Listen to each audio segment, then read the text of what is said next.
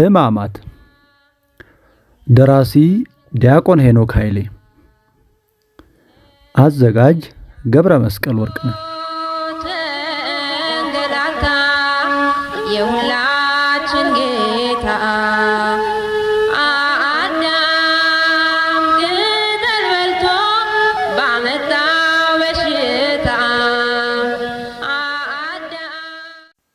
ክፍል 19 የመጨረሻዎቹ የጌታችን ስብከቶች። መንገድ አላፊዎቹ። ጌታችን መድኃኒታችን ኢየሱስ ክርስቶስ በተሰቀለበት ጊዜ የሚያልፉትም ራሳቸውን እየነቀነቁ ይሰድቡት ነበርና ቤተ መቅደስን የምታፈርስ በ3 ቀንም የምትሰራው ራስህን አድን፣ የእግዚአብሔር ልጅ እስከሆንክ ከመስቀል ውረድ አሉት። በማቴዎስ ወንጌል ምዕራፍ 27 ቁጥር 39 እንደተጻፈለት። በነቢዩ ዳዊት አጥሯን ለምን አፈረስክ፣ መንገድም አላፊም ሁሉ ይቀጥፏታል ብሎ በትንቢት እንደተናገረ አይሁድ የኢየሩሳሌም አጥሯና ቅጽሯ የሆነውን አምላክ ስሙም የጸና ግንብ የሆነውን አምላክ በመስቀል ላይ ሰቅለው አጥሯን ሊያፈርሱ ወደዱ። በዚህ ምክንያት የወይን ግንድ ክርስቶስን አላፊ አግዳሚው ሁሉ በስድብ አንደበቱ ሊቀጥፈው ሞከረ ይለናል መዝሙረኛው ቅዱስ ዳዊት በመዝሙር 80 ቁጥር 12 ላይ በጻፈልን ትንቢት።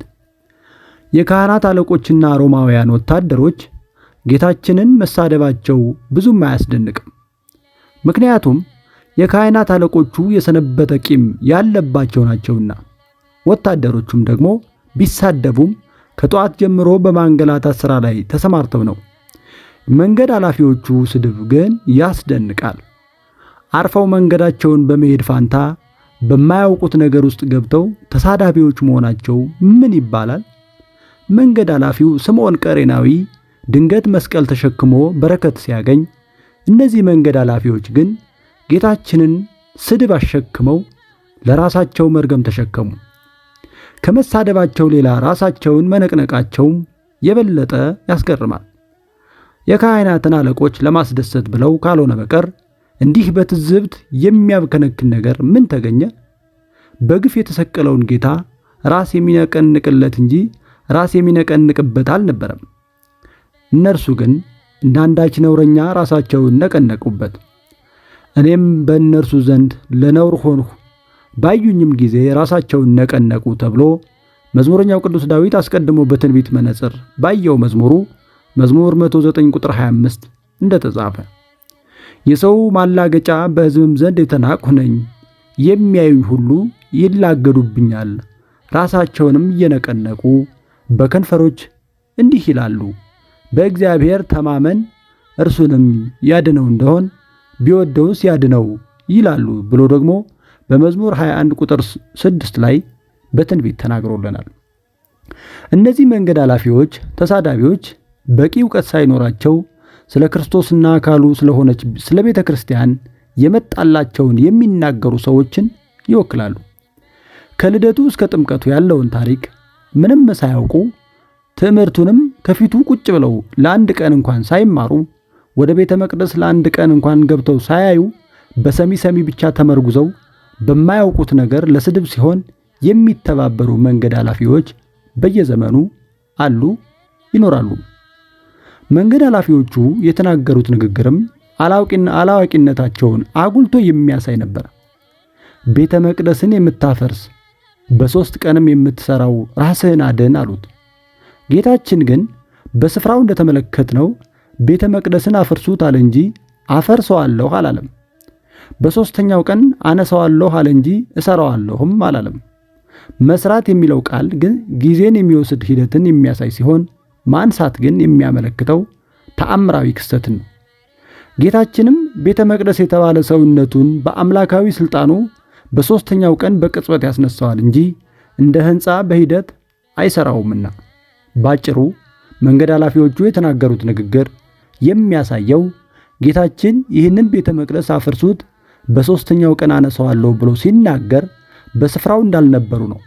ነገሩን የሰሙትም ሐሙስ ማታ በካህናት አለቆች ተካፍሏቸው ሲመሰክሩ ከነበሩት የሐሰት ምስክሮች ነው።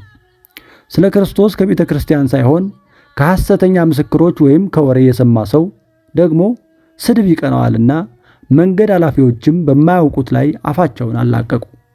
በመንገደኞች መሳለቅ የተደሰቱት የካህናት አለቆችም በተራቸው ሌሎችን አዳነ፣ ራሱን ሊያድን አይችልም፣ የእስራኤል ንጉሥ ከሆነ ከመስቀሉ ይውረድ፣ እኛም እናምንበታለን አሉ። እንዲህ ሲሉ ለማመን ፈልገው አንዳች ምልክት አጥተው የተቸገሩ ይመስላሉ።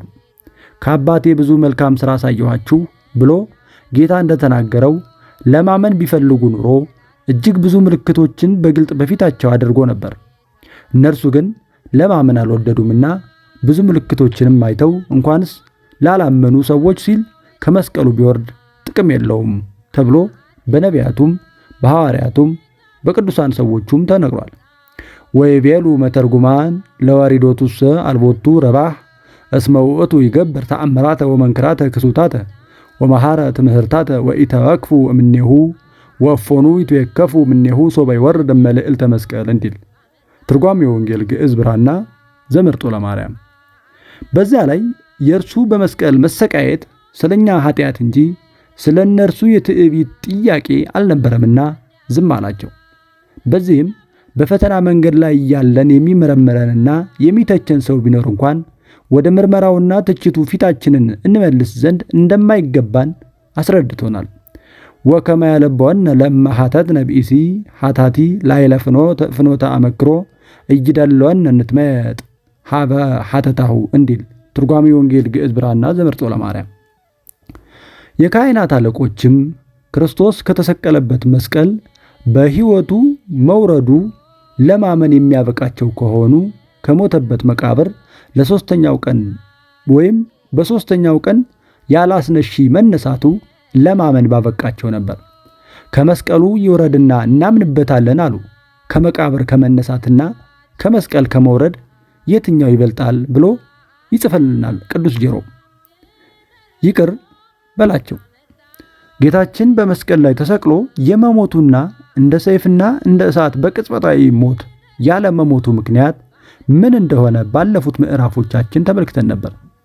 ከነዛ ምክንያቶችን በተጨማሪ ጌታችን ለ3 ሰዓታት በመስቀል መቆየቱ 7 እጅግ ጥልቅ መልእክቶችን የያዘ አረፍተ ነገሮችን እንዲናገር ጊዜ የሚሰጥ አሟሟት ሆኗል። ጌታችን በመስቀል ላይ ተሰቅሎ የቆየው ለ3 ሰዓታት ቢሆንም የተናገራቸው ቃላት ግን 1 ደቂቃ እንኳን የማይፈጅ ጥቂት ቃላት ነበሩ። በሸላቾቹ ፊት ዝም እንደሚል በግ እንዲሁ አፉን አልከፈተም የተባለለት ጌታችን ለ18 ሰዓታት ያህል ከደረሰበት እንግልት፣ ድብደባ፣ ግርፋት፣ መስቀል መሸከም የተነሳ ኃይሉ እንደ ገል ደርቆ ነበርና ብዙ ቃላትን አልተናገረም። የማይቀሩና እጅግ ወሳኝ የሆኑ ቃላትን ግን ትንፋሹን ሰብስቦ ተናግሯል።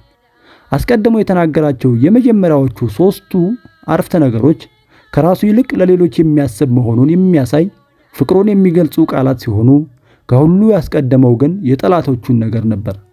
አባት ሆይ የሚያደርጉትን አያውቁምና ይቅር በላቸው በሉቃስ ወንጌል ምዕራፍ 23 ቁጥር 34 ላይ የተጻፈ። አባት ሆይ ብሎ መናገሩ የእግዚአብሔር ልጅ ከሆንክ ለሚለው የስድብ ንግግር ምላሽ የሚሆን ቃል ነው። ተሰቅሎም የእግዚአብሔር ልጅ መሆኑን ለሚጠራጠሩት ሁሉ አባት ሆይ በማለት የእግዚአብሔር የባህሪ ልጅ እንደሆነ ተናገረ። ይቅር በላቸው ማለቱ ደግሞ ሌላው የእግዚአብሔር ልጅ የመሆኑ ማሳያ ነው። ጠላትን ይቅር ማለት የእግዚአብሔርነቱ ምልክት ነው። እንኳን ለባህሪ ልጅነት ለጸጋ ልጅነት እንኳን መስፈርቱ ጠላትን መውደድ ነው። የሚከተለው ጥቅስ ይህንን ያስረዳልና መድኃኔ ዓለም ክርስቶስ በዚህች ምድር ተመላልሶ ባስተማረባቸው ዓመታት ለብዙዎች አስጨናቂ የሆነች አንዲት ትእዛዝ ተናግሮ ነበር። እርሷም እኔ ግን እላችኋለሁ በሰማያት ላለ አባታችሁ ልጆች ትሆኑ ዘንድ ጠላቶቻችሁን ውደዱ፣ የሚረግሟችሁንም መርቁ፣ ለሚጠሏችሁም መልካምን አድርጉ፣ ስለሚያሳድዷችሁም ጸልዩ። እርሱ በክፎችና በበጎዎች ላይ ፀሐይን ያወጣልና በጻድቃንና በኃጢአተኞች ላይ ዝናምንም ያዘንማል የምትል ናት። በማቴዎስ ወንጌል ምዕራፍ 5 ቁጥር 44 ላይ የተጻፈች። በዚህ የሚጠሉንን እንድንወድ ራሱን ምሳሌ አድርጎ አዘዘ። እርሱ ዝናምንና ፀሐይን ሲያወጣ ለክፉ ለደግ ለኃጥእ ለጻድቅ ሳይል እንደሚያወጣ እናንተም ልጆቼ እንድትሆኑ ሁሉንም እኩል ውደዱ አለ። ይህ ሳይበቃው ደግሞ እኛም የበደሉን ይቅር እንደምንል ወይም የበደሉንን ሰዎች ይቅር እንደምንል አቤቱ ይቅር በለን ብላችሁ ጸልዩ አለን። በሌላ አገላለጽ እኛ የበደሉንን ይቅር ካላልን እኛ ይቅር ሳንል አንተም ይቅር አትበለን እንደማለት ነው። ይህ ጸሎት ቅዱሳኑን እንኳን አስጨንቋቸው ነበር። በመጽሐፈ መነኮሳት ላይ አንድ መነኩሴ በአባታችን ሆይ ላይ አንዲት ቃል እንድጨምር ፍቀዱልኝ፣ ይቅር እንደምንል የሚለውን ይቅር እንድንል አድርገን ቢል ይሻሻል ነበር እስከ ማለት ደርሶ ነበር።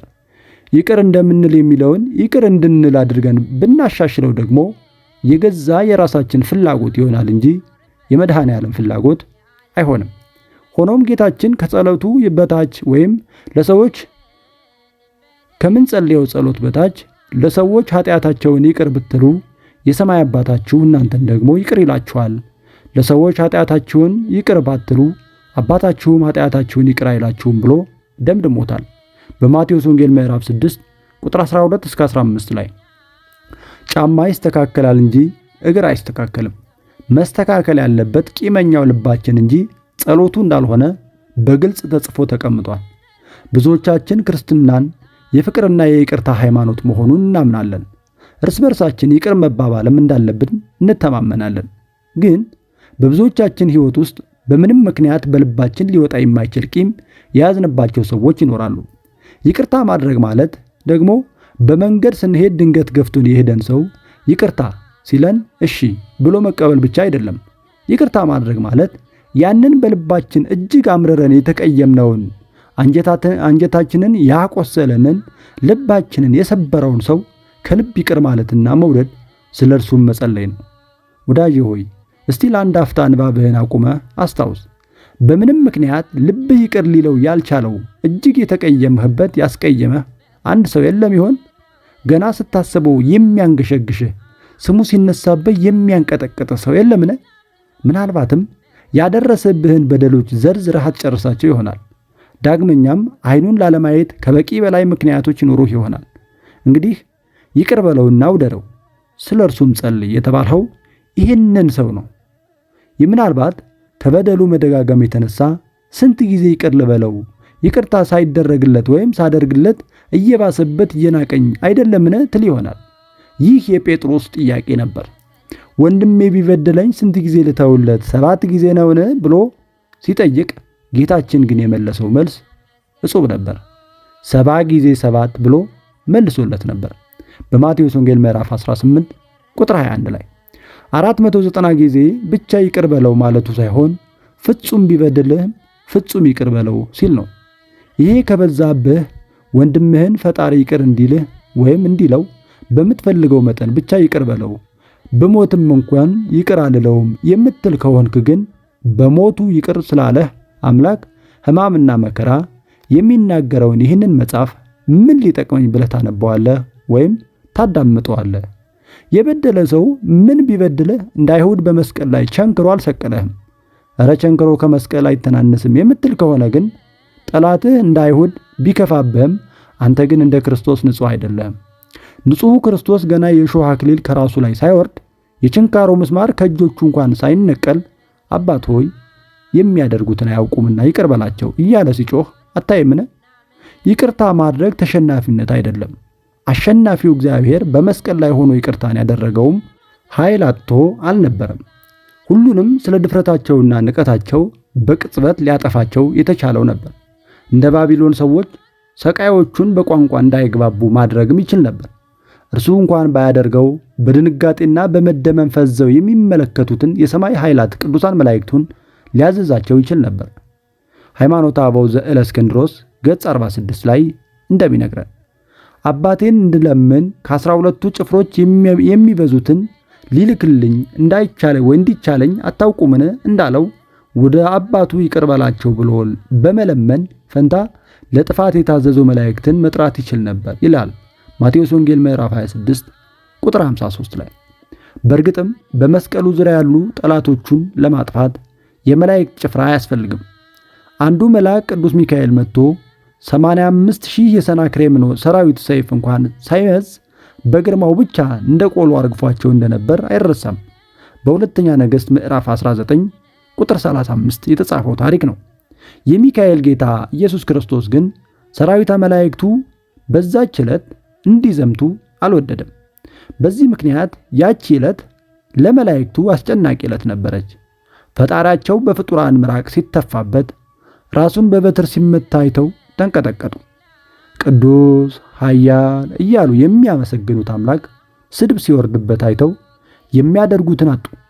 በአንድ ወቅት ንጉሥ ዳዊት ሳሚ የተባለ የሳኦል ቤተ ዘመድ የሆነ ሰው አንተ ምናምንቴ የደም ሰው እያለ ድንጋይ ወረውሮበት ነበር።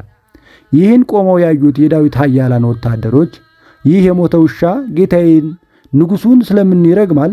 ልሂድና ራሱን ልቁረጠው እየተባባሉ ሲበሳጩ ንጉሥ ዳዊት አንዳች ነገር እንዳያደርጉ ከልክሏቸው ኃያላን ወታደሮች እየተበሳጩ ዝም ብለው ነበር።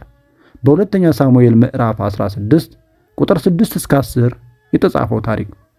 የጽሩያ ኃያላን በፊታቸው እያዩ ጌታቸው ዳዊት ቢሰደብም ቢያንስ በስድቡ ውስጥ ዳዊትን ይስደበኝ ያሰኘ እውነት ነበረበት። የክርስቶስ ኃያላን መላእክት ግን በዕለተ ዓርብ አንዳች በደል የሌለበት ንጹሕ ባሕሪ ጌታ ሲሰደብ እያዩ ምንም ሊያደርጉ ባለመቻላቸው በጭንቀት ተሰቃዩ። በሰው ልጅ ታላቅ ድፍረትና በፈጣሪያቸው ታላቅ ትዕግስት መካከል መላእክቱ ተጨነቁ። በመጨረሻም ወደ ቀራኔው ኮረብታ ወስደው አይሁድ ጌታን በሰቀሉት ጊዜ ሚካኤል ዝም አለ። ገብርኤል ግን ተገረመ። አመ ይስቀልዎ አይሁድ ለእግዚ ሚካኤል አርመመ ወገብርኤል ተደመ እንዳለ ቅዱስ ያሬድ። የሚታየውን ብቻ ሳይሆን የማይታየውንም የቀራኔው ክስተት በቅድስናዋ የምታየዋ ሰማያዊቷ ቤተ ክርስቲያናችን በዘወትር ቅዳሴዋ እንዲህ ስትል የዕለተ ዓርቡን የመላእክት ሁኔታ በቅዳሴው ላይ ከሚፈጸመው ነገር ጋር አስተባብራ ታስታውሰዋለች። ሰራዊተ መላእክቲሁ ለመድኃኔ ዓለም ይቀወሙ ቅድሜሁ ለመድኃኔ ዓለም ወይኬልልዎ ወመድኃኔ ዓለም ሥጋሁ ወደሙ ለመድኃኔ ዓለም ወነብፃ ቅድመ ገጹ ለመድኃኔ ዓለም በአሚነ ዚአሁ ለክርስቶስ ንገኒ። የመድኃኔ ዓለም አገልጋዮች ሰራዊቶች መላእክቶች ወዮ ከሞት ያድርሰን ከሞት ደረስን እያሉ ከፊቱ ይቆማሉ። የመድኃኔ ዓለምን ሥጋውንና ደሙን መላእክት ይጋርዱታል። የመድኃኔ ዓለምን ደሙን ፊቱን እንቅረብ እርሱን በማመን ለክርስቶስ እንገዛም እያሉ ይናገራሉ ይላል መጽሐፈ ቅዳሴያችን። የመድኃኔ ዓለም ሰራዊተ መላእክቱ በመስቀሉ ዙሪያ እንደ ሻሽ ተነጥፈው አይሁድ በድፍረት እርቃኑን የሰቀሉትን ጌታ ሥጋውን በክንፎቻቸው ጋረዱት። ለአንተ ኃይል፣ ክብር፣ ምስጋና ይገባል ከማለትና ቤተ ክርስቲያንን የዋጃትን ደሙን በብርሃን ጽዋ ከመቀበል በቀር በሰቃሊያን አይሁድና ሮማውያን ላይ አንዳች ክፉ ነገር እንዳያደርጉ የአብ ምሕረቱ፣ የወልድ ትዕግስቱ፣ የመንፈስ ቅዱስ ቸርነቱ ከልክሏቸው መድኃኔ ዓለምም ጠላቶቹን በመቅታት ፈንታ በታላቅ ድምፅ የሚያደርጉትን አያውቁምና ይቅር በላቸው አለ። ሃይማኖተ አበው ዘቅዱስ አትናቴዎስ ምዕራፍ 26 ቁጥር 15 እንደሚናገረው ጌታችን ኃጢአትህ ተሰረየችልህ ብሎ የኃጢአትን ይቅርታ በራሱ መስጠት የሚችል እግዚአብሔር ሆኖ ሳለ የምታደርጉትን አታውቁምና ይቅር በላቸው አለ። በነቢዩ ኢሳይያስ ስለ አመጻችሁ ወይም ስለ አመፀኞችም ማለደ ተብሎ እንደተነገረ ይቅር በላቸው ብሎ ለመነ። የምታደርጉትን አታውቁምና ይቅር ብያችኋለሁ ብሎ መናገር ማስተሰረይ የሚችለው አምላክ ይህንን ሳይል እሱ ግን እንደሚለምን ሆነ፣ እንደ ለማኝ ሆነ፣ ለመነ። በትንቢተ ኢሳይያስ ምዕራፍ 53 ቁጥር 12 ላይ እንደሚነግረን ይህንን ያደረገው እርሱ ይቅር ለማለት ስለማይችል አይደለም። ለሚያሳድዱን እንድንጸልይ ግን በቃል ብቻ ሳይሆን በተግባርም ለኛ ለማሳየት ነው እንጂ እርሱማ አምላክ ነው፣ ይቅር ማለት ይችላል፣ ልመናን ግን ለኛ አስተማረን ይለናል ቅዱስ ዮሐንስ አፈወርቅ በድርሳኑ ላይ። ይህ የጌታችን ጸሎት ለጠላቶቻችን እንድንጸልይ ለማስተማር መሆኑን የምንረዳው የመጀመሪያው ሰማዕት ሊቁ ቅዱስ እስጢፋኖስ በግፍ ከኢየሩሳሌም ውጭ አውጥተው በድንጋይ በወገሩት ጊዜ ጌታ ሆይ ይህንን ኃጢአት አትቁጠርባቸው ብሎ በአባቱ ቀኝ ያለውን ጌታችንን እያየ ተንበርክኮ ለገዳዮቹ በመጸለዩ ነው ይለናል በሐዋርያት ሥራ ምዕራፍ 7 ቁጥር 8 ላይ ይከተበልን ቅዱስ ሉቃስ። ይህም ልማድ ቀጥሎ በቤተ ክርስቲያን በሰማዕታት ገድል ላይ ሰማዕታት ስለ ገዳዮቻቸው እየጸለዩ ሰማዕትነትን ሲቀበሉ፣ ገዳዮቹም በክርስቲያኖች ይቅርባይነት ተማርከው ክርስትናን ሲቀበሉ ተጽፎ እናገኛለን። ሰማዕታቱ ይህንን የሚያደርጉት ከመስቀል ላይ የተማሩትን ይቅርባይነት ለመፈጸም ብቻ ሳይሆን በገዳዮቻቸው ላይ ቂም ይዘው ሰማዕታት ቢሆኑ ስለማይጠቅማቸው በፍቅር ለጠላቶቻቸው በመጸለይ ራሳቸውንም ከጥላቻ ቁስል ለመፈወስ ጭምር ነው። ሥጋዬን ለእሳት መቃጠል አሳልፌ ብሰጥ ፍቅር ግን ከሌለኝ ምንም አይጠቅመኝም እንዲል ሐዋርያው በአንደኛ ቆሮንቶስ ምዕራፍ 13 ቁጥር 3 ላይ። ጌታችን የሚያደርጉትን አያውቁም ያለው በእርግጥም የክብር ጌታ የሆነ እርሱ የእግዚአብሔር ልጅ መሆኑን ቢረዱ የነገራቸውንም የሚቀበሉበት ቅን ልቦና ቢኖራቸው ኑሮ ይህንን ክፋት ስለማይፈጽሙ ነው ብሎ ነው። ይህ የጌታችን ልመና ግን ተቀባይነት አግኝቶ ይቅር ተብለዋል ወይንስ አልተባሉም ብሎ የሚጠይቅ ይኖራል? ይህ ልመና ሳይጸጸቱ ይቅርታ በግድ የሚሰጥ ልመና ሳይሆን በቶሎ መቅሰፍት እንዳያገኛቸውና ለንስሐ ዕድሜ እንዲያገኙ እድል የሚሰጥ ልመና ነው። ልባቸውን አደንድነው ወደ እርሱ መመለስ ላልፈለጉ ወይም ሰዎች ለመመለስ ዝግጁ ለሆኑ ሰዎች ይህ ጸሎት ነፃ ፈቃዳቸውን የማይጥስ ስለሆነ አልጠቀማቸውም። ወባሃቱ ለለ ክህድወሰ ፍጹመ ለመድኃኒነ ይበቆሙ ዝንቱ እንበይነ አልዮቶሙ ለሃዲገ ኃጢአቶሙ ስዕለት ዋስተብቆት ውእቱ ፍካሬሁ ወይታጠን አምጽኦተ ኩነኔ ሀቤሆሙ ወተአገሶሙ ይኔስሁ እንዲል ትርጓሜ ወንጌል ዘጉንዳጉንዶ ዘውእቱ ደብረ ገሪዛን ማለት ነው። ይህንን የንስሐ ዕድል መጠቀም ለቻሉ ምንም እንኳን በግፍ የሰቀሉትና የወጉት ቢሆንም እንኳን ምሕረት እንዲያገኙ አድርጓቸዋል። ለዚህም ምስክር የሚሆኑት እዚያው መስቀሉ ስር ደረታቸውን እየደነቁ ወይም እየደበደቡ እየደቁ የእግዚአብሔር ልጅ ነበረ ብለው የተጸጸቱ ሰዎችና ከትንሣኤው በኋላ የተመለሱት በሺህ የሚቆጠሩ አይሁዳውያን ክርስቲያኖች አስገኝቷል። አምነስቲቲ ሙኬሪያ አንቲ ፋሲሊያሱ ጌታችን በዛች በዕለተ ዓርብ በመስቀል ላይ መሰቀሉ ብቻ ሳይሆን ከሁለት ወንበዴዎች ጋር መሰቀሉም ለሊቃነ ካህናቱና ለፈሪሳውያን እጅግ ደስታ ነበረ። ክርስቶስ በርባን ሊሰቅሉበት ወይም ሊሰቀልበት በሚገባ ቦታ ላይ ዕድሜያቸውን ሙሉ ደም እየፈሰሱ ወይም እያፈሰሱ ከኖሩ ሽፍቶች ጋር መሰቀሉ እርሱንም በተመልካች ዘንድ እንደ ወንጀለኛ እንዲቆጠር ስለሚያደርገው ጠላቶቹ ደስ ተሰኝተው ነበር። ይህንን በማድረጋቸው ግን አስቀድሞ ስለ እርሱ ከአመፀኞች ጋር ተቆጠረ ተብሎ የተነገረው ትንቢት ተፈጸመባቸው። ትንቢተ ኢሳይያስ ምዕራፍ 53 ቁጥር 12። ጌታችን ከኃጢአተኞች ጋር መቆጠር የጀመረው በዕለተ ዓርብ አልነበረም። ከተወለደበት ሌሊት ጀምረን ብንመለከት እኛን ከቅዱሳን ማህበር ለመደመር እርሱ ከኃጢአተኞች ጋር ተቆጥሮ ነበር። የተወለደበት ሌሊት ከአውግስጦስ ቄሳር ዓለሙ ሁሉ እንዲቆጠር ትእዛዝ የወጣበት ወቅት ነበር። በዚህም ምክንያት ቅዱስ ዮሴፍ ከእመቤታችን ጋር ወደ ቤተልሔም ለመቆጠር ሲወጣ ጌታችንም በዛች ሌሊት ተወለደ። ሰማያዊው አምላክ በቆጠራው ጊዜ በመወለዱ ምክንያት የብዙ ኃጢአተኞች ስም በተመዘገበበት የሮማውያን የሕዝብ ቁጥር መዝገብ ላይ ተመዘገበ። እኛ በሰማያውያን በሕይወት መጽሐፍ ላይ ስማችን ይጻፍ ዘንድ እርሱ በኃጢአተኞች መዝገብ ላይ ተራ ቁጥር ተሰጠው። ከዛም በኋላ በምድር ላይ በተመላለሰበት ጊዜ ሁሉ ለበሽተኞች እንጂ ለጤነኞች ባለመድኃኒት አያስፈልጋቸውም እያለ ኃጢአተኞችን ይቀበልና ወደ እርሱ ያቀርባቸው ነበር። በዚህም ምክንያት አይሁድ የኃጢአተኞች ወዳጅ ብለው ስም አውጥተውለት ነበር። በዚህች የስቃዩ ዕለትም ከሚወዳቸው ኃጢአተኞች ጋር ተቆጠረ።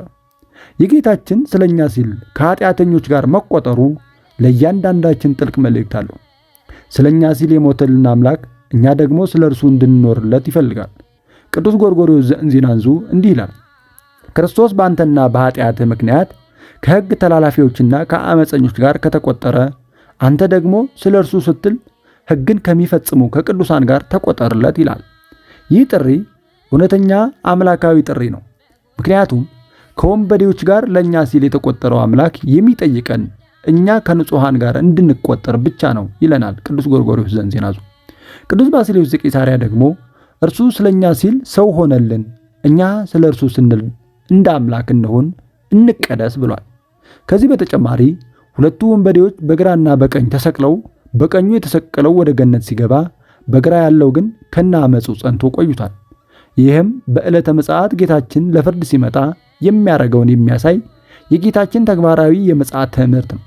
በዛን ዕለት እረኛውም በጎቹን ከፍየሎቹ እንደሚለይ እርስ በርሳቸው ይለያቸዋል፣ በጎቹን በቀኙ ፍየሎችንም በግራ ያቆማቸዋል ተብሎ ተጽፏልና በማቴዎስ ወንጌል ምዕራፍ 25 ቁጥር 32። በመስቀሉ ላይ ሆኖ ዛሬ ከኔ ጋር በገነት ትሆናለህ ብሎ በመናገር በተሰቀለው ጊዜ አምላክነቱ እንዳልተለየውና በዕለተ ምጽአት የሚፈርደው አሁን በመስቀል ላይ የተሰቀለው አምላክ መሆኑን እዛው ስራውን ጀምሮ አሳይቶናል። ከባህሪው ከተለወጠማ ወደ ገነት መግባትን ለፈያታዊ እንደምን አበሰረው ይለናል ሃይማኖተ አበው ዘአትናቴዎስ ምዕራፍ 25 ቁጥር 21 ላይ ወከዊኖቱኒ ለፈያታይ ፈራሄ በየማኑ ወአላዌ በጸጋሙ ዝኒ ያኤምር ከመይቀወሙ ጻድቃን በየማኑ ወኃጥአን በጸጋሙ እንዲል ትርጓሜ ወንጌል ዘመርጦ ለማርያም ግዕዝ በግዕዝ የብራን ነው።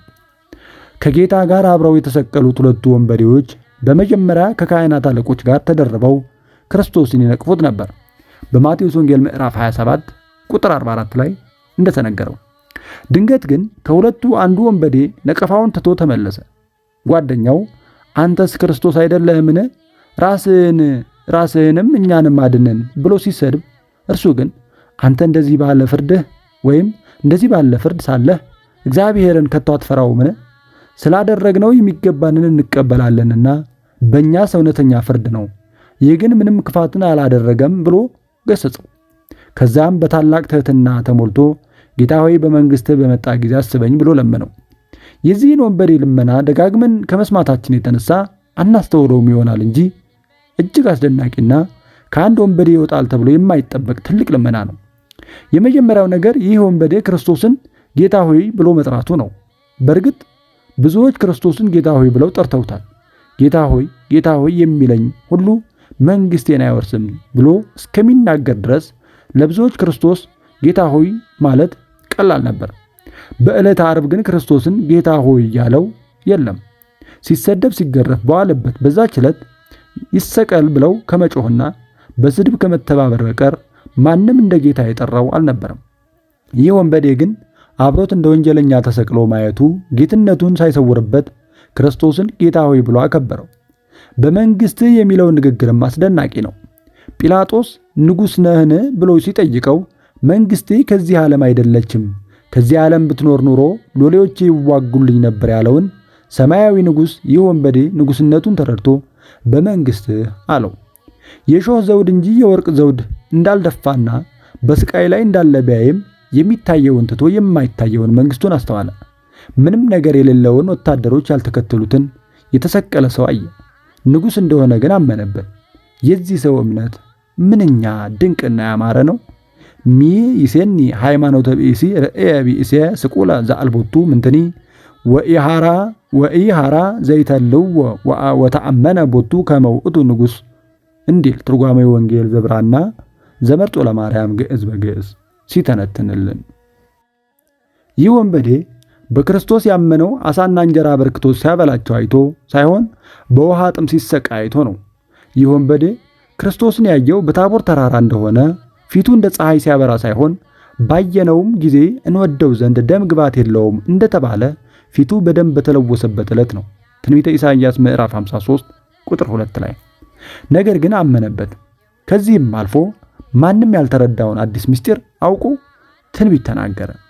ከአጠገቡ ያለው ክርስቶስ በመስቀል ላይ ሞቶ የሚቀር እንዳልሆነና ተነስቶ ወደ ሰማይ አድርጎ ዳግም ሊፈርድ እንደሚመጣ አውቆ በመጣ ጊዜ አስበኝ አለ። ያለ ጥፋቱ እንደተሰቀለ እንደ እግዚአብሔር ነቢይ ወይም ጻድቅ ቆጥሮ ለመንግስቱ እንዲያበቃኝ ለምንልኝ እንኳን አላለውም። ሰማያዊው ዳኛ ከቅድስት ሥላሴ አንዱ ወልድ ሰው ሆኖ ከአጠገቡ እንደተሰቀለ አውቆ በመንግስትህ በመጣ ጊዜ አስበኝ አለው እንጂ። ኢትዮጵያዊው የነገረ መለኮትና የዜማ ሊቅ ቅዱስ ያሬድ በጾመ ድጓ ድርሰቱ ይህንን ወንበዴ የቀኝ ወንበዴ ሆይ ይህንን ታውቅ ዘንድ ማን አስተማረህ? ማንስ ነገረህ? ፊያታዊ ዜማን መኑ መሐረከ ወመኑ ነገረከ ተአይመር ዘንተ ሲል ይጠይቀዋል። ቅዱስ ቄርሎስም ነፍስህን ያበራልህ ምን አይነት ኃይል ነው? ካንተ ጋር ተዋርዶ የተሰቀለውን እንድታመልከው ማን አስተማረህ ብሎ ሲጠይቅ፣ ቅዱስ ዮሐንስ አፈወርቅ ደግሞ አንተ ወንበዴ እስቲ ንገረኝ፣ የእግዚአብሔር መንግሥት እንዴት ትዝ አለህ? አሁን በዓይንህ ፊት እያየኸው ያለኸው ችንካሮችን፣ መስቀሉን፣ ክስን፣ መዋረድን አይደለምን ብዬ ጠይቀሃለሁ ብሏል። ሊቃውንቱ ይህንን ወንበዴ እንዲህ በመደነቅ ከጠየቁት በኋላ ነቢዩ ዳዊት አቤቱ በድንኳን ውስጥ ማን ያድራል? በተቀደሰው ተራራ ማን ይኖራል? ብሎ ራሱ የጠየቀውን ጥያቄ በመንፈስ ቅዱስ ተሞልቶ በራሱ ጊዜ በራሱ አንደበት እንደመለሰ ሊቃውንቱም የወንበዴውን ምላሽ ምን እንደሆነ በጸጋ ተሞልተው በማስተዋል በውብ ኦርቶዶክሳዊ ስነ ጽሑፋቸው ራሳቸው ይመልሳሉ።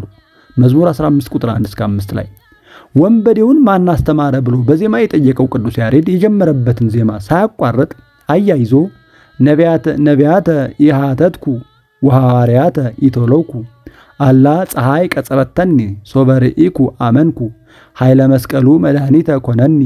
ነቢያትን አልጠየቅኩም፣ ሐዋርያትንም አልተከተልኩም፣ ፀሐይ ግን ጠቅሳ አመለከተችኝና ባየው ጊዜ አመንኩ፣ የመስቀሉም ኃይል መድኃኒት ሆነኝ ይላል።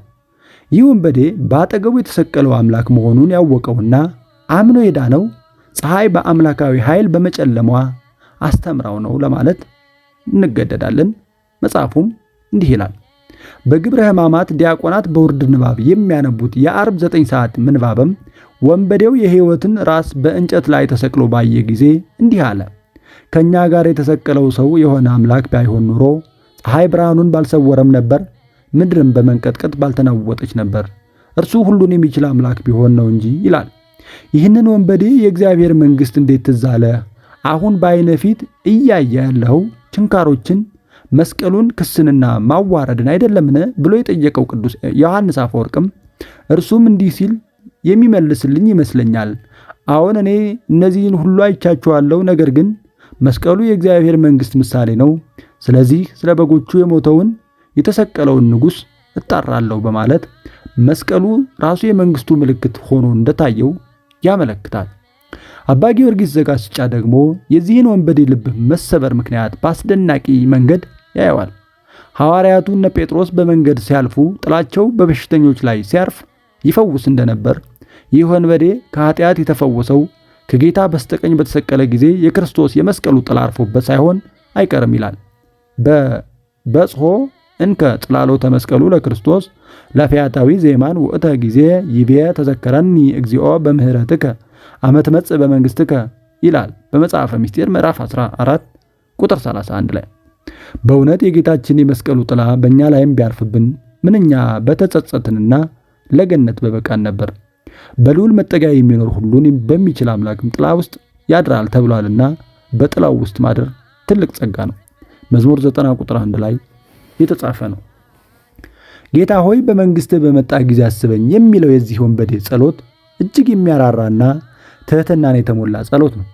ቅዱስ ቄርሎስ ዘኢየሩሳሌም የዚህን ትሑት ወንበዴ ጸሎት እንዲህ ሲል ያብራራዋል። ጌታ ሆይ አስበኝ፣ ወደ አንተ ጮኻለሁ። የሕሊናዬ ዓይኖች የተዘጉ ቢሆኑም አንተ ግን አስበኝ። እኔን አስበኝ፣ ሥራዬን ግን አታስብብኝ። ሥራዬ ሳስበው እጅግ የሚያስጨንቀኝ ነው። ጌታዬ ሆይ አስበኝ። መንገደኛ ሰው አብሮት ለሚጓዝ ሰው መልካም ይሆን የለምን? አብሮት የተጓዝን ሰው ያስበው የለምን? በመስቀል መንገድህ ላይ አብሬህ የነበርኩትን እኔንም አስበኝ። አሁኑን አስበኝ ልልህ አልደፍርም፣ ነገር ግን በመንግሥትህ በመጣ ጊዜ አስበኝ። መጽሐፍ ቅዱስን ወደ ጸሎት ለመለወጥ ጥበቧ የምትታወቀው ኦርቶዶክሳዊት ቤተ ክርስቲያናችን ከወንበዴው በኃጢአት ለማናን ሰው ለኛ ለደካሞቹ መጽናኛ መማፀኛም ጭምር ይሆነን ዘንድ በጥልቅ ተመስጦ ይህንን ጸሎት በግዕዝ በእዝልና በአራራይ እያፈራረቀች ታዜመዋለች። በመስቀል ላይ የተቆረሰው ሥጋውና የፈሰሰውን ደሙ በታቦት ላይ በሚሰዋበት በሥርዓተ ቅዳሴ ላይ ቀሳውስት ዕጣን እያጠኑ በሕዝብ መካከል ሲዞሩ ዲያቆናቱ ከሕዝቡ ጋር እየተቀባበሉ ተዘከረነ እግዚኦ በውስተ መንግሥትከ በከመ ተዘከርኮ ለፈያታዊ ዜማን እንዘሃሎ ከዲበ ዕፀ መስቀል ቅዱስ፣ አቤቱ በመንግሥት አስበን በቅዱስ መስቀልህ ላይ ሆነህ የቀኙን ወንበዴ እንዳሰብከው እኛንም በመንግሥትህ አስበን እያሉ በዜማ ይማጸናሉ። በዕለተ ዓርብ የስቅለት ቀን ደግሞ ይህ ወንበዴ የወንበዴው ጸሎት በተጸለየበት ሰዓት ላይ ከስግደት ጋር በጸሎት ሥርዓት ይጸልያሉ። በዛን ዕለት ግን ይህ ጸሎት በግዕዝ ብቻ ሳይሆን አቤቱ በመንግሥትህ በመጣ ጊዜ አስበኝ የሚገኝበት የሉቃስ ወንጌል በተጻፈበት በግሪክ ቋንቋና 2 የቅብጥ ቋንቋ ቃላት ተጨምረውበት የፀሐይን መጨለም ለማመልከት የሚያዜሙት ካህናት በወፍራም ጨርቅ ውስጥ በጋራ ተሸፍነው በልዩና ውብ ዜማ ከስግደት ጋር በቅብብል ያዜሙታል። ሙሉ ቃሉ ወደ ገዙ ሲመለስ ጥቂት ለውጦች ቢኖሩትም አምንስቲቲ ሙኬሪያ አንቲ ፋሲሊያሱ፣ አምንስቲቲ ሙኬሪያ አንቲ ፋሲሊያሱ፣ አምንስቲቲ ሙዳሱጣ አንቲ ፋሲሊያሱ የሚል ሲሆን ትርጓሜውም አቤቱ በመንግሥትህ አስበን፣ ቅዱስ ሆይ በመንግሥት አስበን፣ ከሁሉ ከፍ ያልህ ሆይ በመንግሥት አስበን ማለት ነው። አምነስቲቲ የሚለው የግሪክ ቃል አስበኝ ከማለት አልፎ አትርሳኝ፣ ማረኝ፣ እርሳልኝ፣ ያደረግኩትን ሁሉ ሰርዝልኝ የሚል ትርጉም የሚሰጥ ነው። ለተፈረደባቸው ወንጀለኞች የሚደረግ ምሕረት አምነስቲ ተብሎ የሚጠራ ሲሆን ከህሊና እስር ጀምሮ ለእስረኞችና ለሰብአዊ መብት የሚሟገተው ዓለም አቀፍ ተቋም አምነስቲ ኢንተርናሽናል በመባል ይጠራል። በሌላ በኩል ሙኪሪያ የሚለው ቃል ከግሪኩ ሲመለስ ተለውጦ እንጂ ሙኪሪያ የሚል ሲሆን የድምፅ ብቻ ሳይሆን የጾታ መደብ ለውጥም ይሰጣል። ትክክለኛው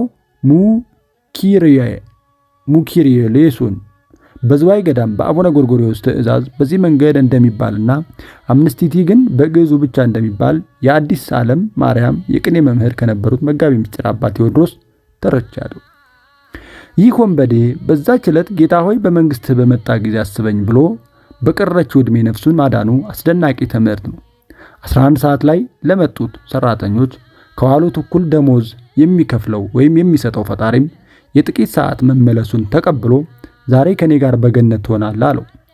በማቴዎስ ወንጌል ምዕራፍ 20 ቁጥር 9 ላይ እንደተጻፈው ይህ ወንበዴ ብዙ ዘመኑን በዝርፊያና ንጥቂያ ያሳለፈ የነበረ ቢሆንም በመጨረሻዋ ሰዓት ግን ግፈኞች ይናጠቋታል የተባለችውን የእግዚአብሔር መንግሥት ለማግኘት ተናጠቀ ይለናል ማቴዎስ ወንጌል ምዕራፍ 10 ቁጥር 12 ላይ።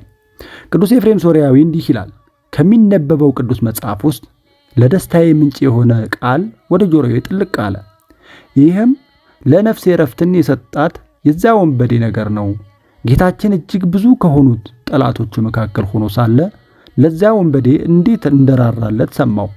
አቤቱ እኔንም የስምህን ድምፅ ስሰማ በደስታ የምሞላ ባሪያህን ወደዛች ገነት ውሰደኝ።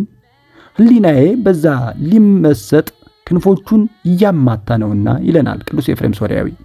የቀኝ ወንበዴ ጌታ ሆይ በመንግሥት አስበኝ ብሎ ከመማጸኑ በፊት የተናገራቸው ቃላትም ትልቅ ዋጋ የሚሰጣቸው ናቸው። የመጀመሪያው አንተ እንደዚህ ባለ ፍርድ ሳለህ እግዚአብሔርን ከቶ አትፈራውምን የሚለው ንግግር ነው። ይህ ወንበዴ በመስቀል ላይ መናገር የጀመረው በጥበብ ነበር። የጥበብ መጀመሪያ እግዚአብሔርን መፍራት ነውና እግዚአብሔርን አትፈራውምን ብሎ ጓደኛውን መገሰጹ እርሱ በዚያ ፍርድ ላይ ያለ እግዚአብሔርን መፍራት ለመጀመሩ ማሳያ ነበር። እግዚአብሔርን መፍራት ወይም ወደ ሕይወት ያመራልና ተብሎ ተጽፏልና የወንበዴው ፈሪሃ እግዚአብሔር ወደ ገነት መራችው ይለናል መጽሐፈ ምሳሌ ምዕራፍ 1 ቁጥር 7 ላይ እንዲሁም ምዕራፍ 19 ቁጥር 23 ላይ። እንደዚህ ባለ ፍርድ ሳለህ ማለቱ ደግሞ ይህ ወንበዴ በመስቀል ላይ ተሰቅሎ እየተሰቃየ ባለበት ሰዓት እንደርሱ የተሰቀለውን ጌታ መሳደብ እንደማይገባው የሚያሳይ ምስክር ነው። እግሩን የሚያመው ሰው ለሌላ እግሩን ለሚያመው ሰው እንደሚያዝን የተሰቀለም ለተሰቀለ ማዘን ነበረበት። እርሱ ግን ጌታችን ላይ እንደተፈጸመ ወይም እንደተፈረደው እንደዚህ ባለ ፍርድ ላይ ሳለ እግዚአብሔርን ሳይፈራ ተሳደበ። ሁለቱ ወንበዴዎች አብረው ሲዘርፉ የኖሩ ጓደኛሞች ነበሩ። ይህንም እኛስ ስላደረግነው የሚገባንን እንቀበላለን የሚለው ንግግር ሁለቱ ወንበዴዎች ከስር ከመሰረቱ የሚተዋወቁ ወንበዴዎች እንደነበሩ የሚያሳይ ነው። ከአዋልድ ታሪክ ወይም የታሪክ መጻሕፍት የጌታችንን የስደትና የሕፃንነት ጊዜ ታሪኮችን የሚተርከው በአረብኛ ቋንቋ የተጻፈው ዘ አረቢክ ኢንፋንሲ ጎስፕል ኦፍ ዚ ሴቪየር የተሰኘው መጽሐፍ የሁለቱ ወንበዴዎች ስም ጥጦስና ዳክርስ እንደሚባሉና ቅዱሱን ቤተሰብ በበረሃ አግኝተው ሊዘርፉ ሲሉ የቀኙ ወንበዴ ቸርነቱን ማድረጉን ይተርካል። ይህ ታሪክ ከብዙ ቋንቋዎች የተተረጎመ ስብስብ ታምራትን በያዘው ተአምረ ማርያም በተሰኘው የቤተ ክርስቲያናችን መጽሐፍ ላይ ተካቶ ይገኛል። ሌሎች ምስራቃውያን ኦርቶዶክሶችና አንዳንዶች የግብፅ ቤተ ክርስቲያን ጸሐፍት ደግሞ የቀኙን ወንበዴ ስም ዴማስ ብለው ጽፈዋል። በእኛ ግብረ ሕማማት ላይ ወንበዴዎች ዴማስና ቁስጣ ወይም ቁስጣስ ተብለው ተጠቅሰዋል ይለናል ግብረ ሕማሙ። እነዚህ ወንበዴዎች ስለማያውቀው ሰው ለመስቀል መሞት ወይም የሚያበቃ በደል ሰርተሃል ብሎ ደፍሮ ሊናገረው ባልቻለው ነበር። እነዚህ ወንበዴዎች እኩል ቢበድሉም እኩል ግን አልተጸጸጡም። ለስጋቸው አብረው ኖረው ለነፍሳቸው ሲሆን ተለያዩ። ዛሬ ቢካፈሉት ለሁለቱም የሚበቃ የሕይወት እንጀራን አግኝተው ነበር። አንዱ ሲበላው ሌላኛው ግን ረግጦት አለፈ። ጌታችን የተሰቀለው ከሁለቱ በእኩል ቅርበት ርቀት ላይ ነበር። ሁለቱም የመስቀሉን ተአምራት አይተዋል። የተመለሱት ግን ሁለቱም አይደሉም። እንደ ሸክላና ሰም ሆኑ። ሁለቱም እንደ ፀሐይ ክርስቶስ ቀረቡ። አንደኛው እንደ ሸክላ በፀሐይ ምክንያት ሲጠነክር፣ አንደኛው ግን ቀልጦ ቀረ። በዚህ ምክንያት 3 መስቀሎችን በቀራንዮ ስናይም 3 ነገሮችን እናስታውሳለን። የመካከለኛውን ቅዱስ መስቀል ስናይ ያለ ኃጢአት ለቤዛነት የመሞት ምልክት ሆኖ ይታየናል። የቀኙን መስቀል ስናይ ንስሐ ገብቶ የመሞት ምሳሌ ሆኖ ይታየናል። የግራውን ስናይ ግን ከኃጢአት ጋር የመሞት ምልክት ይሆንብናል ተብሎ በአባቶቻችን ተተንትኗል። እግዚአብሔርን አትፈራውም ብሎ በማያውቀው ቃል እግዚአብሔር ጓደኛውን ሊሰብክ መሞከሩ በራሱ ባልንጀራውን መውደዱ ነው። ልጆቼ ኑ ስሙኝ፣ እግዚአብሔርን መፍራትን ላስተምራችሁ ያሉት እንደነ ዳዊት ያሉ በብዙ ዕውቀት ተሞልተው ነበር። ይህ ወንበዴ ግን በአቅሙ ራሱ ሊመልስ ሲል ጓደኛውን ለመመለስ ሞከረ። ቅዱስ ዮሐንስ አፈወርቅ እንዲህ ሲል ያመሰግነዋል። ይህንን ወንበዴ ማድነቅ ብቻ ሳይሆን አመሰግነዋለሁ፣ ምክንያቱም ስለ ራሱ ስቃይ ብቻ አላሰበም፣ ይልቁንስ ስለ ራሱ ረስቶ ስለ ጓደኛው ተጨነቀና ከጥፋቱ ሊያድነው ሞከረ። በዛም በተሰቀለበት እንጨት ላይ እንዳለ አስተማሪ ሆነ። የሐዋርያነትን ሕግ እንዴት እንደፈጸመ እናስተውል። ስለ ራሱ ብቻ ማጨነቅን ትቶ በቻለው አጋጣሚ ሁሉ ሌላውን ከጥፋት ለማዳንና ወደ እውነት ለመምራት ሞከረ ይለናል። ይህ ወንበዴ ጓደኛውን ከገሰጸ በኋላ ለሌሎች ከሰበኩ በኋላ እኔ ደግሞ የተጣልኩ እንዳልሆን እንዳለ ጳውሎስ ራሱን ወደ ማዳን ተመልሷል። የሚገባንን እንቀበላለን ብሎ መናገሩ ለዚህ ለተረገመው የመስቀል ላይ ሞት የሚያበቃ ኃጢአትን ሰርቻለሁ ብሎ በደሉን ማመኑና ንስሐ መግባቱ ነበር። ከንስሐ በኋላ ደግሞ ይህ ግን ምንም ክፋትን አላደረገም ብሎ በዕለተ ዓርብ ማንም ደፍሮ ስለ ንጽህናው ላልመሰከረለት ክርስቶስ ንጹሕ ነው ብሎ መሰከረ። በአጠቃላይ ይህ ወንበዴ በቀረችው ጊዜ ባለበት ሁኔታ ማድረግ የቻለውን ሁሉ አድርጓል። እጆቹና እግሮቹ ተቸንክረዋል። ከአፉና ከልቡ በቀር አንዳች ነገር ሊያደርግ የሚችልበት ነፃ የሆነ አካል የለውም። በእግዚአብሔር ረዳትነት የቀሩትን ነፃ የሆኑን ልቡንና አንደበቱን አቀረበ። ሰው በልቡ አምኖ ይጸድቃልና በአፉም መስክሮ ይድናል ተብሎ ተጽፏልና ይላል ቅዱስ ቄርሎስ ዘእስክንድርያ። አክሎም ይህ ወንበዴ በመስቀል ላይ ጸንተው ይኖራሉ የተባሉትን እምነት፣ ተስፋ፣ ፍቅር ወንበዴ አሳይቷል። እምነት የተባለው እየተሰቃየ አይቶት በአምላክነቱ ማመኑ፣ ተስፋ የተባለው በመንግስት አስበኝ ማለቱ ሲሆን፣ ፍቅር ደግሞ በሞት አፋፍ ላይ ሆኖ ጓደኛውን መምከሩ ነው ይለናል። ጌታችን ለወንበዴው በመንግስት በመጣ ጊዜ አስበኝ የሚል ልመና እውነት እውነት እልሃለሁ ዛሬ ከገነት ከኔ ጋር በገነት ትሆናለህ ብሎ ወዲያውኑ መልስ ሰጠ። በኃጢአተኞች ሰዎች ፊት የመሰከረለትን ወንበዴ በመላእክት ፊት እመሰክርልሃለሁ አለው ይለናል ቴዎፍሎስ። በግራ ያለው ወንበዴ ሲሰድበው ዞሮ በቁጣ ሳያየው በትዕግስት ሰምቶ ዝም ያለው ጌታ የቀኙ ማረኝ ሲለው ግን ከአፉ ተቀብሎ ወደ እርሱ ዞሮ መለሰለት። ከቁጣ የራቀ ምሕረቱ የበዛ አምላክ ክፉ ስራችንን ለማሰብ ሲዘገይ ማረኝ ስንለው ግን ለመማር ይፈጥናል። የራበው ሰው ለምግብ የጠማው ሰው ለመጠጥ እንደሚቸኩል ክርስቶስ ይቅር ለማለት ይቸኩላልና፣ ስለዚህም ወደ ወንበዴው ዞሮ እውነት እልሃለሁ ዛሬ ከገነት በገነት ውስጥ ከኔ ጋር ትሆናለህ አለው። ይህንን ምሕረት ተስፋ አድርገን ጌታ ሆይ ወደ መንግስትህ ወደ ቀኙ ወንበዴ ዘንበል ባለው ራስህ አጋንንት በኃጢአት በትር የመቱትን ራሴን ቀና አድርግልኝ እያልን እንጸልያለን ይለናል አባ ጊዮርጊስ ዘጋስጫ በአርጋኖነ ድንግል መጽሐፈ መነኮሳት ማር ይስሐቅ ላይ በሦስቱም ድርሳናት። በመንግስት ስትመጣ አስበኝ ለሚል ልመና በመንግስቴ በመጣው ጊዜ አስብሃለሁ ማለት በቂ ነበር። ጌታችን ግን ይህንን ወንበዴ ለመማር ዕለተ ምጽአት እስከሚደርስ ቀጥሮ ሊሰጠው ወይም ቀጠሮ ሰጥቶ ሊያልፈው አልወደደም። ዛሬ አለው እንጂ ክርስቶስ ወንበዴውን ከመስቀል ላይ ወደ ገነት ወሰደው። ይህም ንስሐ ከገባን ምሕረቱ እንደማትዘገይ ለማሳየት ነው። የነፍስ ገዳዩን ወይም የነፍሰ ገዳዩን ሞትም ወደ ሰማዕትነት ሞት ቀየረለት ይለናል ቅዱስ ጀሮም። የወንበዴው ወደ ገነት መግባት በቀላሉ የሚታይ አይደለም። አዳምና ልጆቹ የብሉይ ኪዳን ጻድቃን ሁሉ በሲኦል ተግዘው እየጠበቁ ክርስቶስ አንድን ወንበዴ ዛሬ ከኔ ጋር በገነት ትሆናለህ ማለቱ እጅግ አስደናቂ ነው ይለናል። የግራው ወንበዴ አንተ የእግዚአብሔር ልጅ ከሆንህ ራስህንም አድን እኛንም አድነን አለ። ከዚህ በላይ ማዳን ከየት ሊመጣ? ከመስቀል ወርዶ ወደ ቤት ከመሄድና መስቀል ላይ ያሉ ወደ ገነት ከመግባት ተአምር የትኛው ነው? እርሱ ክርስቶስ የእግዚአብሔር ልጅ መሆኑን ለማሳየት ከዚህ በላይ ምን ማሳያ አለ? የነገረው ለገነት ያበቃ ወይም ለገነት ያደርስ የሚል ምርቃት አይደለም። አባት ሆይ ይቅር በላቸው እንዳለው አባት ሆይ ወደ ገነት አስገባው አላለም። በስጋው ወራት በመስቀል ስቃዩ ጊዜ እንኳን በሙሉ ስልጣን የሚፈርድ ፈጣሪ ገነት ግባ የሚል የሁሉ ባለቤት ነው። ስለዚህ የተናገረው ፍጹም ስልጣን በተሞላ አምላካዊ ቃል ነው። ቅዱስ ዮሐንስ አፈወርቅ እንዲህ ይለናል። ክርስቶስ ወንበዴውን ወደ ገነት ሊያስገባው ሲፈልግ ይህንን ለማድረግ ወደ አባቱ መጸለይ አላስፈለገውም። ምንም እንኳን ከአዳም ጀምሮ ያሉትን ሕዝብ ወደዛ እንዳይገቡ የከለከላቸው ቢሆንም፣ ምንም እንኳን የእሳትን ሰይፍ ገነትን ለመጠበቅ ቢያቆምም፣ አሁን ግን ክርስቶስ በስልጣኑ ገነትን ከፍቶ ወንበዴውን አስገባው ይለናል ቅዱስ ዮሐንስ አፈወርቅ በድርሳኑ ላይ። ሱራፊ የተባለው መልአክ ከሚገለባበጥ ሰይፍ ጋር በኤደን ገነት ደጃፍ ቆሞ ሰው ወደ ሕይወት ዛፍ እንዳይሄድና ቀጥፎ በልቶ ለዘላለም ሕያው ሆኖ እንዳይኖር ይጠብቅ ነበር ይለናል ኦሪት ዘፍጥረት ምዕራፍ 3 ቁጥር 24 ላይ። ይህ ወንበዴ ግን የሕይወት ዛፍን ከአጠገቡ ተተክሎ አገኘው። ይህ የሕይወት ዛፍ መስቀሉ ነበር። በአዳም ፈንታ ከሕይወት ፍሬ ከክርስቶስ ሕይወትን የሚሰጥ ቃሉን ቀጥፎ በልቶ ወደ ገነት ገሰገሰ። ምስኪኑ ሱራፊ ግን ይህን መቅጠፍ የለመደ ወንበዴ በንስሐ እጁ ቀጥፎ የበላውን ዛፍ ቆሞ ይጠብቅ ነበር ይለናል ቅዱስ ኤፍሬም ሶርያዊ በድርሳኑ ላይ።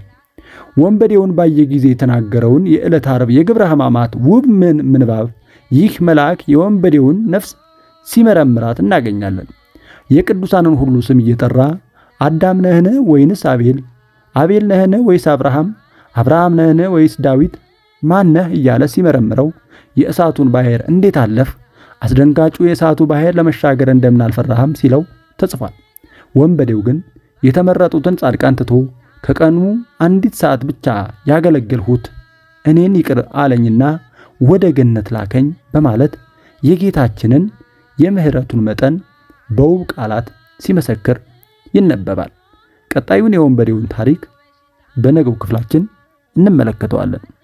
ወስብሐት ለእግዚአብሔር ወለወላዲቱ ድንግል ወለመስቀሉ ክቡር። ይቆየን።